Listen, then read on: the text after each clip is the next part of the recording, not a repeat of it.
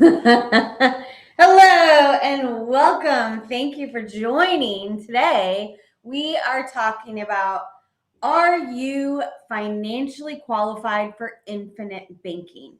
We help a lot of our clients, we help a lot of people put infinite banking strategies in place. But the question is, are you qualified? You can't just start it and go. There's some qualifications here. So we're going to talk about it. And when we say infinite banking, you could have heard become your own bank, bank on you, family banking, becoming your own bank, right? What else? All of that terminology. 7702 plan. Yeah, all these are different terminologies of the same or similar concept. Here's what it really is in a nutshell. It's basically financial strategy using a permanent life insurance policy. Has to be properly designed for that purpose. If it's not properly designed or not properly funded, it won't be for this type of strategy. And it's so that you leverage it for other assets. So that's the idea. Financial strategy using a properly designed permanent life insurance policy leverage for other things. So if you want to understand if you are financially qualified for this strategy, how do you know if you're financially ready? A lot of people are talking about this on social media. This is something we've been doing for many years.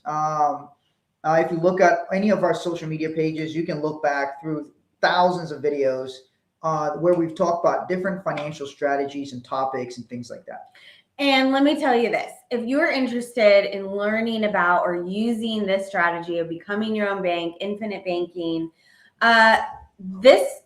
he's leaving. That's the guy you want to listen to. He is a top expert in creating and designing these plans. And you can't just go to any insurance agent and have them put this into place. They may sell it, they may offer it, they may say sure, but there's some very specific things that is important, vital to know if you want to use this strategy and you want it to properly work for you. So, good morning, guys. Martin has a very specialized expertise in designing these policies to properly work. And it's not just like a regular term policy that you go and put some life insurance in place.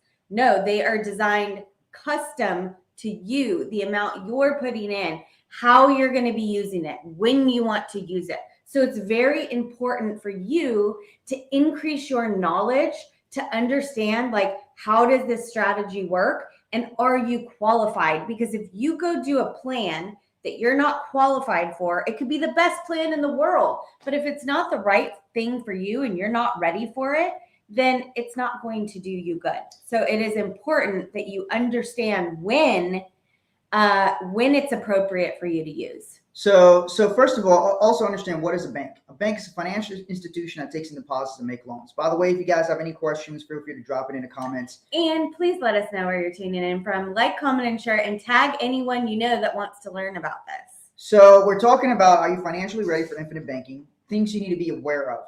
So look, in our business, our average client puts in about $60,000 to $80,000 a year. Why do I tell you that? It's because, first of all, this strategy is not for everybody.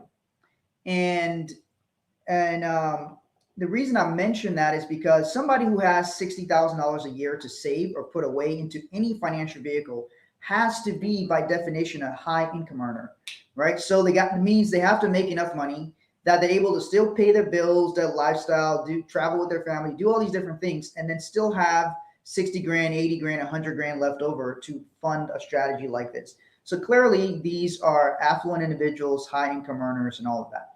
For somebody who's in that position, they got into that position by, number one, being competent at what they do and being consistent. Meaning, if you're going to be a high income earner making $300,000, $400,000, $500,000 plus per year, you have to be somewhat competent at what you're doing because you're the top 1% income earners in America.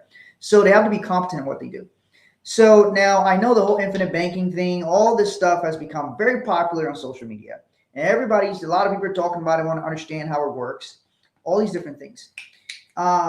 Here's my view on when you are financially ready to take on a strategy. Number one, you got to look at your cash flow. If you have $100 a month left over to save, you are not ready for this strategy. And you can go to some agents and they will say, sure, I'll sell you a policy for $100, $200, whatever. Yeah, you can find people that will sell them to you. But we want to make sure that it's actually going to be a good policy for you and a good strategy to work properly. This is my professional opinion. This somebody's been doing this for a long time at a high level. You can watch videos on my page. You can see how well we talk about all these different things, right? So understand that's one aspect of it. If you don't have a minimum, if you're not currently saving a minimum of $500 a month, I don't think you should be trying to take on this strategy. I think there are other foundational pieces you need to put in place first, which means if you're like, hey, I've got $200 a month left over, that usually tells me you don't yet have strong reserves. If you only have $200 a month left over, that means you shouldn't be thinking about these strategies. There's 6 areas of your finances: cash flow, debt management, reserves, proper protection, build wealth, build legacy. You can think about them. You're just not ready to use it. Yes. Yeah. Think about how you can What did I say? You said you shouldn't even think about it. Shouldn't be thinking about doing it. Yeah, you can think about it. You got to be, what you got to be thinking about is your cash flow. Get it up and keep it up. When you can get it up and you can keep it up consistently, you don't have any problems getting it up and keeping it up. Yeah. Then you can look at, okay, now the next step could be to, how do I put this strategy into place? Yeah, and here's some of the things people will say to us. They're like, they see us on social media with different videos and they see us talk about these concepts and like, hey, you seem competent about what you're talking about. We are. Great. It's great. We work very hard to be competent at what we're doing. And then they'll say something like, hey, I got a policy somewhere. Can you show me how I can borrow against it? And here's the thing to keep in mind when you ask that question. I know nothing about your policy. I know nothing about how your policy is set up. And so I usually ask people, because they're not all designed the same. They're not all designed the same way. I'll ask people, hey, who set it up for you? Did they not show it to you? Did it not show you any numbers? Did it not show you how you can leverage it, how you can use it to buy assets? Often they'll tell me no. Some people don't even know they can leverage. Yeah, they don't know that they can do that. And so, so one of the things to keep in mind here is somebody who sets up a plan for you should show you how you can use it. If they don't show you how you can use it, maybe they didn't understand it themselves. A lot of not most, I'll say this, the vast majority of permanent life insurance policies are not properly designed for cash building. They're just not. They're designed for the dying part, meaning you got a life insurance policy. If you die, it pays to your family. It lasts the rest of your life. Common one is whole life policies. So if you have a whole life policy, it doesn't mean it's properly set up for infinite banking. It has to be properly structured. If it's not an infinite banking policy. It's just a whole life insurance policy that's there for when you die. And if you have a policy that you want to build cash with, you should not be proud of how big of a death benefit you have. That's not the purpose of building cash. So if somebody tells you that that's a good thing of having this big death benefit on a policy that you're trying to build cash, that's not designed properly. Yeah, what she's talking about is like the plan design. Your plan has to be designed and customized for the right outcome. So it's something you have to understand. So a lot of times I'll ask people, did the person who set up your plan, did it show you any numbers? Did it show you, hey, if I'm putting this much away, here's what the plan will look like. Here's some projections. Here's what the cash will look like if we achieve these returns, all these different things. Did they show that to you? Most of the time they'll tell me no. And that means you weren't properly educated in the beginning. So that's probably why you don't fully understand the plan. Did they help answer questions, things like that? So if you're not financially in that position, what you should be taking your time to do is to learn. If you're thinking you want to implement the strategy, you should take that time to learn about it. Because here's the thing that people run into. I'll hear people say to me, you're like, well, I'm like, well, what's your reserves? Do you have any money saved? Do you have the habit of savings? Because I want you to look at from whenever you're going to make a purchase, you're looking always from your perspective. Also look from the person who's helping you, the advisor's perspective, right? So when I go to buy something, I only look, first of all, I don't like to waste time in general, right? Time is more important to me than money. So I don't like to waste time because I don't like to waste money. So when I'm talking to somebody and they're like, this happened the other week. Chelsea and I made a decision of something we're going to do. We reached out to the person who could facilitate us doing it. And we're like, hey, we want to come there and do this thing. And they were like, great. Can you pay for it today? Absolutely. Yes. So the thing was, it's five figure thing we're doing. So we pay for it that day. Boom, we coordinated. This was not a whole lengthy discussion. Doesn't mean everybody has to make decisions that way, but that's how we make decisions because number one, we don't want to waste our time and waste their time. So whenever you're dealing with people and you're like, hey, I want to put this strategy into place, you should come prepared with either questions you want to ask, things you want to see, understanding, and so that you can get the best out of it and maximize the time. And also looking from that person's perspective. If you're talking to somebody who regularly helps very affluent people, right? And you're not yet in that position. So what you want to do is also be respectful of that person's time and expertise.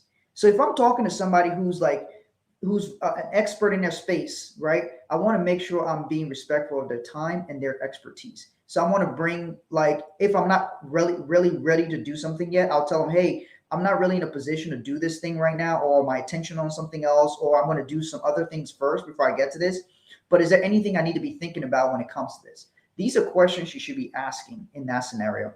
And so if you're not financially in a position where you can put away minimally $500 a month, and in fact, I actually think that that a person really should be putting away $1,000 a month if they're going to be using a strategy.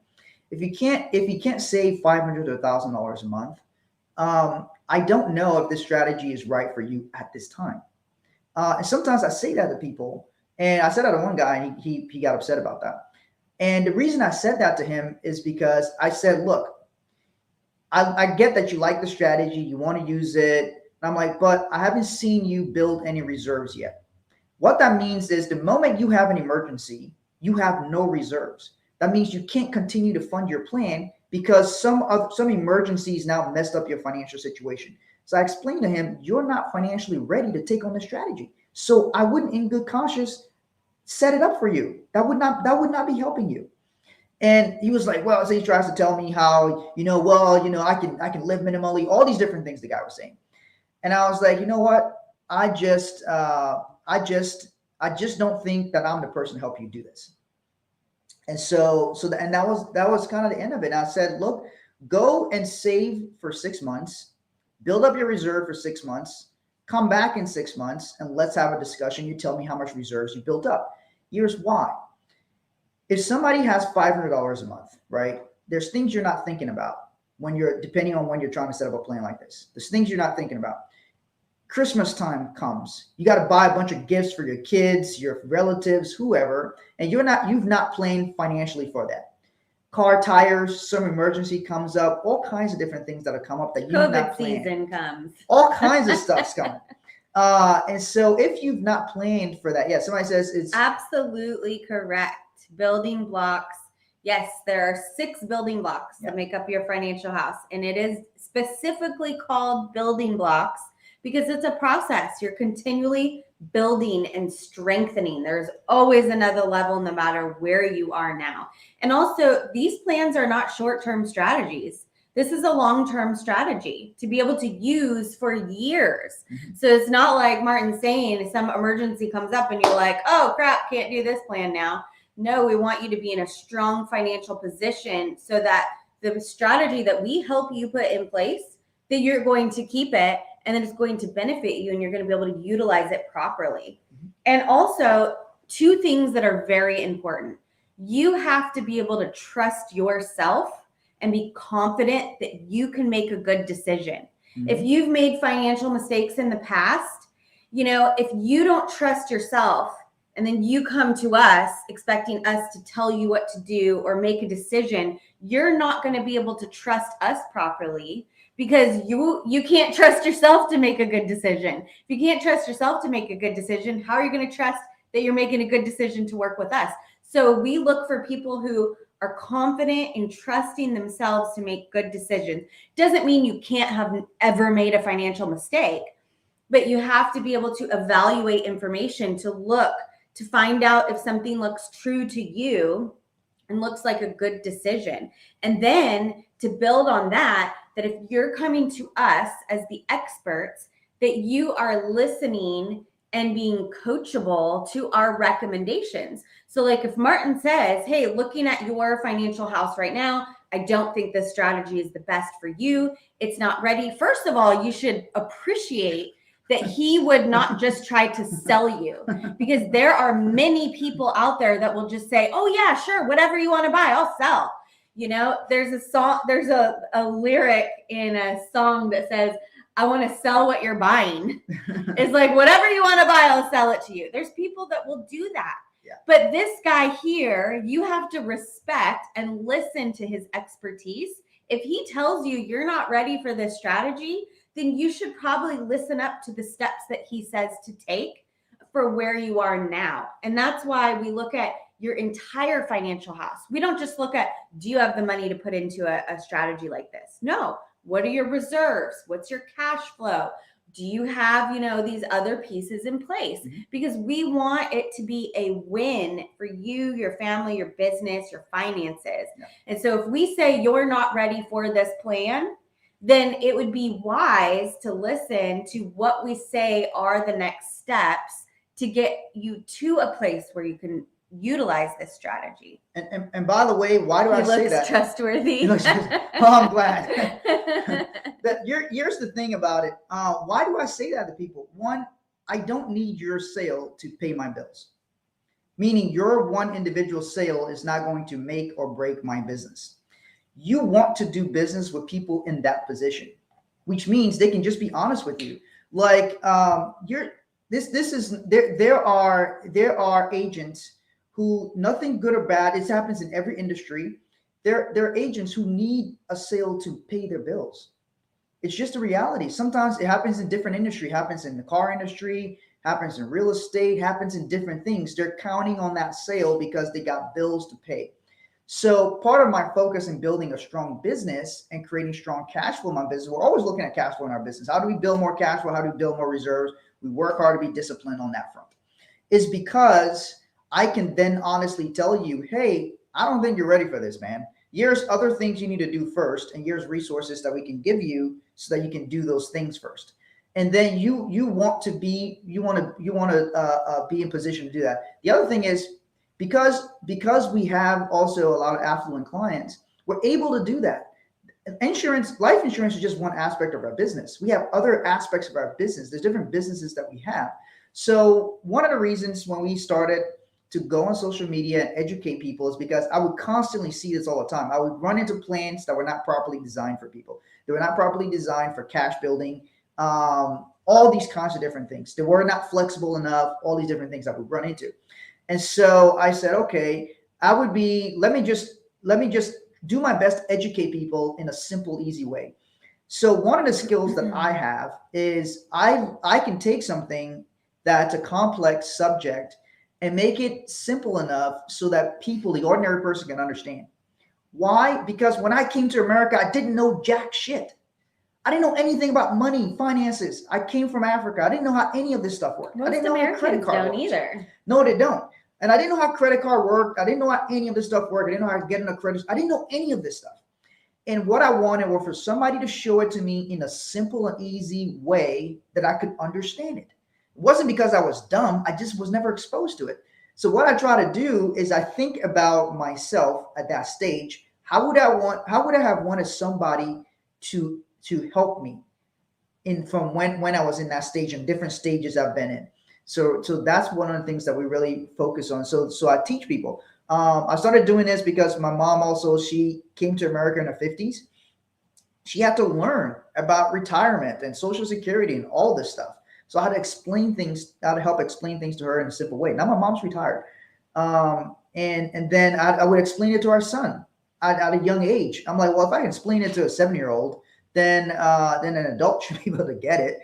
So I would try to do that. So that's one of the things that people appreciate about that, and also showing people things. So when we meet with our clients, we show them numbers, we customize a plan, we show them all that kind of stuff. Right. So if you are qualified to look at using this strategy, and you want to see what your numbers may look like using this strategy, you can actually request. We can put together an example for you if you are currently saving at least $500 a month. If you're in a position to put $6,000 a year or $500 a month, our average client is putting $60,000 to $70,000 per year, and they're paying it yearly. Like, realize that's really 10% of that. Like they're putting in $60,000, $70,000 in one lump sum for the year every year. That's like our average client, what they're putting into this policy. So in order to really, what we recommend as a starting point to know if you're ready to even look at this strategy is you got to be in a position to put at least $6,000 per year, and you're already saving at least $500 a month. Then you can finish right. Yeah, you can go to 6buildingblocks.com/bank, 6buildingblocks.com/bank. You can actually request, we'll put together an example where you can see what your numbers would look like.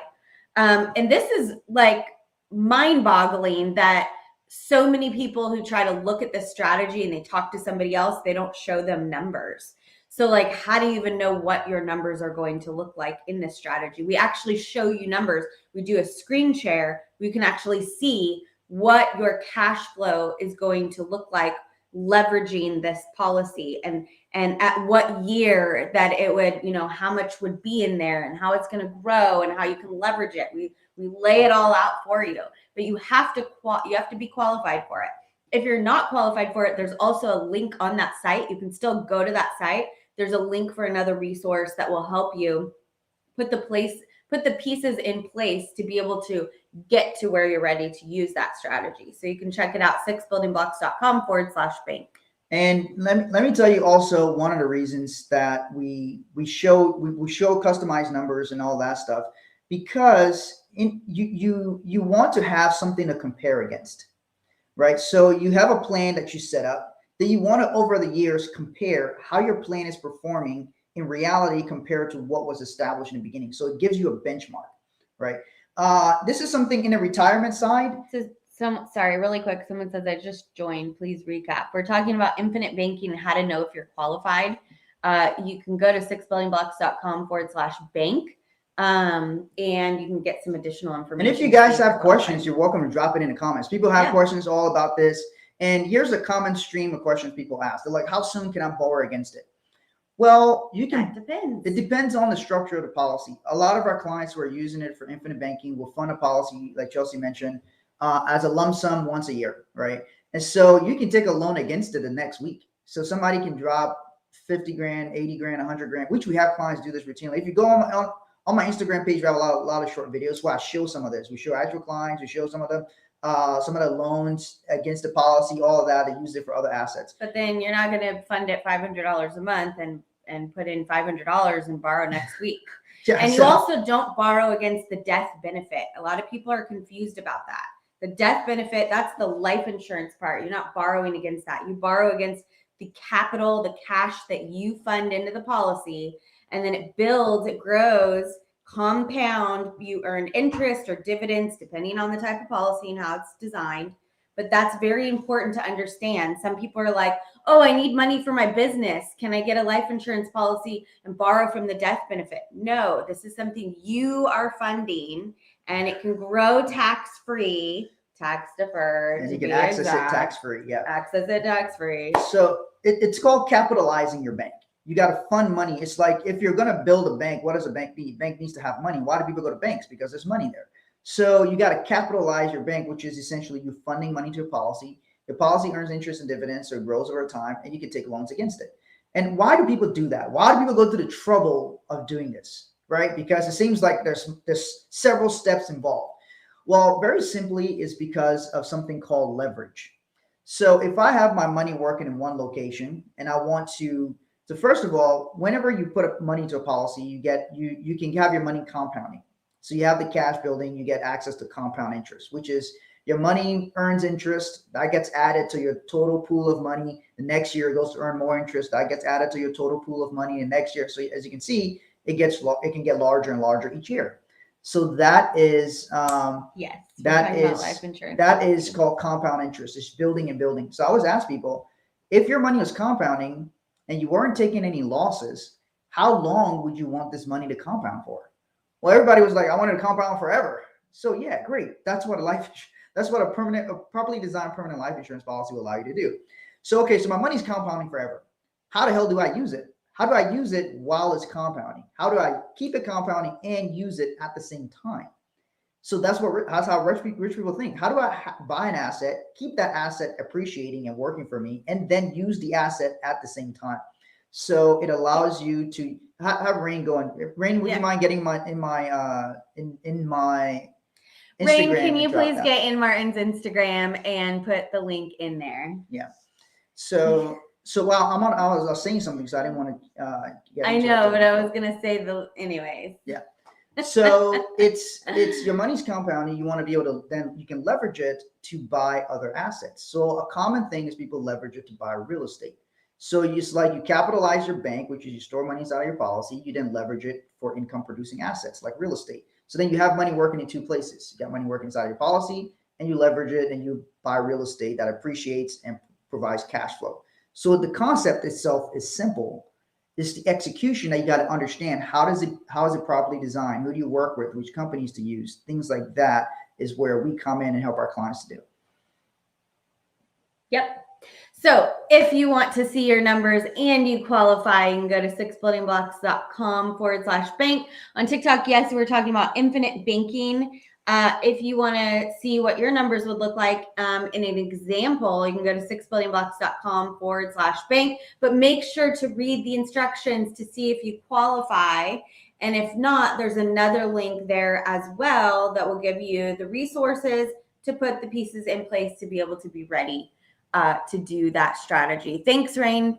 Oh, thank you. You guys are awesome. Thank you. Set your goals. You are awesome. Thank you. You're awesome. We try our best to educate people the best way we can, make things simple, and help them implement strategies that are good for them. If you have a retirement account already, like a 401k and IRA, you want some help with that and understanding it, you can also send us a DM.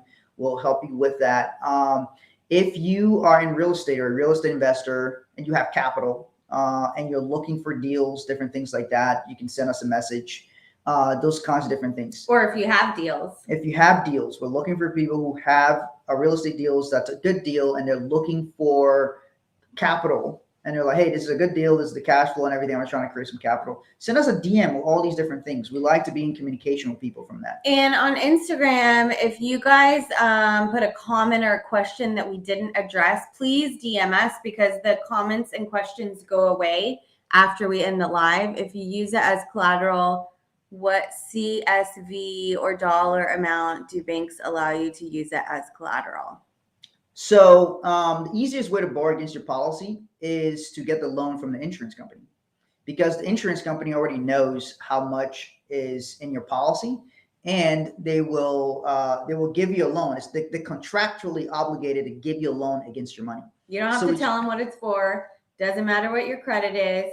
Doesn't matter what your income is. It just matters if you have money in the policy. Yeah. So there's no income checks. There's no credit checks. There's a loan between you and the insurance company against with your cash as the collateral for the loan, cash in your policy, and you also have a death benefit. So if you died and never paid a loan back, there's a death benefit that's greater than the cash value in your policy that could offset any loan that was outstanding. Yes, we will save this live. We'll post it after.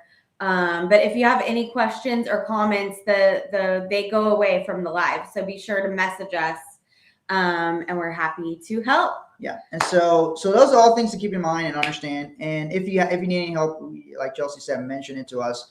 You guys feel free to ask any questions that you want. Send us a message on that. We'll be happy to answer them for you. All right. See you.